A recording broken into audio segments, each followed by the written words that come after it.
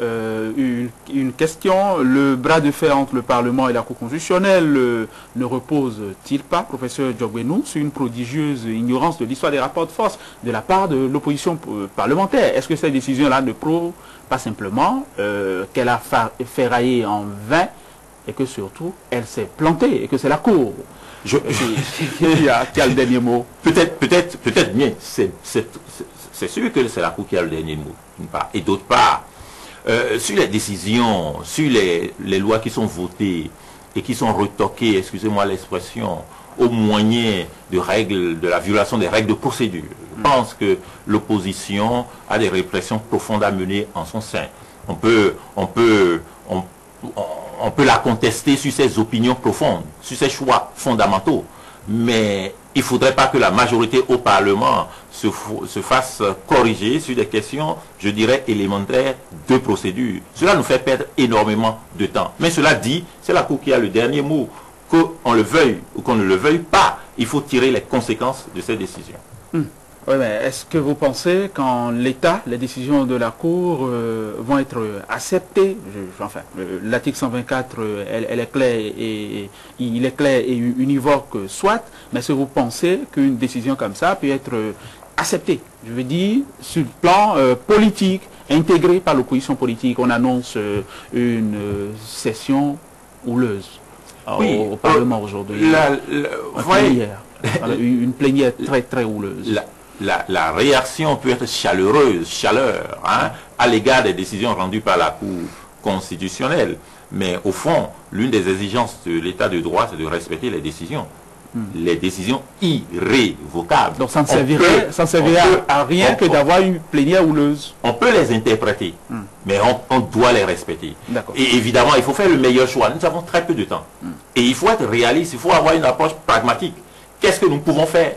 Et il n'y a que des concessions à faire, de part et d'autre, afin que, évidemment, le premier trimestre de l'année prochaine, nous puissions avoir à nous conformer à notre constitution, à nos lois et à la volonté de nos concitoyens. Mais on a compris aussi que vous n'êtes pas très très rassuré. Et que votre espoir, votre tout dernier espoir, c'est la rencontre à l'Archeverché. Évidemment, on n'est pas rassuré. Et encore une fois, nous ferons de 2011 ce que nous aurions voulu. Je pense que chaque citoyen, s'il y a lieu de siéger devant le domicile de chacun des acteurs, pour que nous ayons les lois qu'il faut, pour que nous ayons l'organe devant nous conduire aux élections de 2011, il faut que nous puissions l'avoir. Et je voudrais vous dire, évidemment, il ne faut pas comparer le Bénin avec la Côte d'Ivoire. Non, nous ne l'avons pas fait ce matin. Non, le Bénin n'a pas la même importance. Et donc, si ce qui arrive à la Côte d'Ivoire arrivait au Bénin, nous n'aurions pas l'ONU, nous n'aurions pas les réactions internationales, nous n'aurions que nous-mêmes. Et je voudrais ajouter, vous me permettrez, que 2011, nous avons les élections au Nigeria, nous avons les élections au Niger, nous avons un peu après les élections au Mali.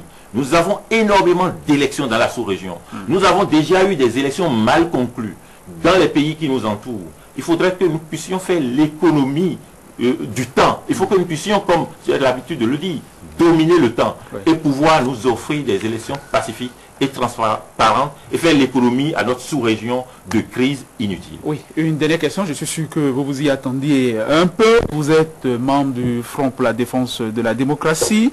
Peut-être que vous l'assumez plus tout à fait, peut-être que vous êtes sur le reculoir. Est-ce que vous êtes à l'aise dans ce front-là? Vous avez fait sauter le cordon sanitaire qui a toujours existé entre société civile et monde politique partisan. Oui, vous êtes membre du front, mais est-ce que vous êtes à l'aise? Est-ce que vous continuez Revenons à l'essentiel. En 2005, pour faire ce que nous avons réussi à faire, il a fallu que nous puissions être ensemble, avec les syndicats, avec les partis politiques, avec toutes les organisations de la société civile. En 2010, alors que nous avions l'impression, vous pourriez quereller cela, que les libertés publiques sont en jeu, alors que nous avions l'impression que... Est-ce que vous êtes toujours aussi sûr? Je vous en prie, le fonds de défense de la démocratie, c'est une exigence temporelle, circonstancielle, à des fins déterminées. Nous l'avons fait nous avons obtenu les résultats qu'il faut. Donc, et tant qu'il y aura lieu de le faire, nous allons le faire. Vous remettrez. Mais on peut conclure qu'en ce moment, le front est en Suisse. En tout cas, vous êtes sur reculoir. En ce qui nous concerne, oui. les questions pour lesquelles nous avons dû nous associer les autres forces politiques et les autres forces de notre pays pour exiger une plus grande considération de l'état de droit et de la démocratie, ces questions ont été partiellement résolues. De toute façon, l'essentiel pour nous, ce sont les élections de 2011. Très bien, vous n'êtes pas très à l'aise, ça on le sent, professeur Diogbenou. Je vais vous laisser partir. Je rappelle que vous êtes professeur de droit privé. De droit privé dans nos universités. Dans nos universités, en effet, et que vous avez un CV à rallonge, ça ne prendrait de temps que de rappeler tout ça. Mais moi, je vais vous faire un cadeau. Vous partirez avec ce numéro de Fraternité et vous lirez dans l'oreille droite du quotidien Maison, vous lirez « La Cour a encore cassé ». C'est quelqu'un qui le dit sous la plume de l'enfant Claudio, bien évidemment. Ce n'est pas grave, c'est un député qui répond. On lui enverra une autre copie. C'est pour ça que nous avons des photocopieuses à l'Assemblée nationale. Ça, je vous l'offre, professeur Diogbenou. C'est bien dit. Merci beaucoup. De toutes les manières, c'est l'expression de la vitalité de notre démocratie. Ça veut dire que le sang de la société béninoise coule. Et que ça coule, et que ça agit, et que ça réagit. Seulement, il faut que nous allions à bon port. C'est rassurant. Il y a peut-être plus de peur que de mal. Il y a plus de peur que de mal. Et vous voyez, c'est le bâtonnier Robert Dosso qui a l'habitude de dire je n'aime pas une jeunesse tacitune. Et cela, on peut encore comprendre. Je n'aime pas une population tacitune.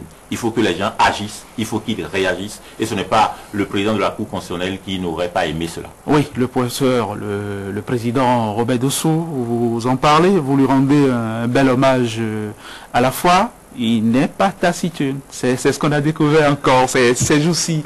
Oui, mais il y a la plénière au Parlement aujourd'hui. Ça risque de chauffer. Ça aussi. Oui, nous allons parler de choses plus consensuelles. Nous allons parler affaires.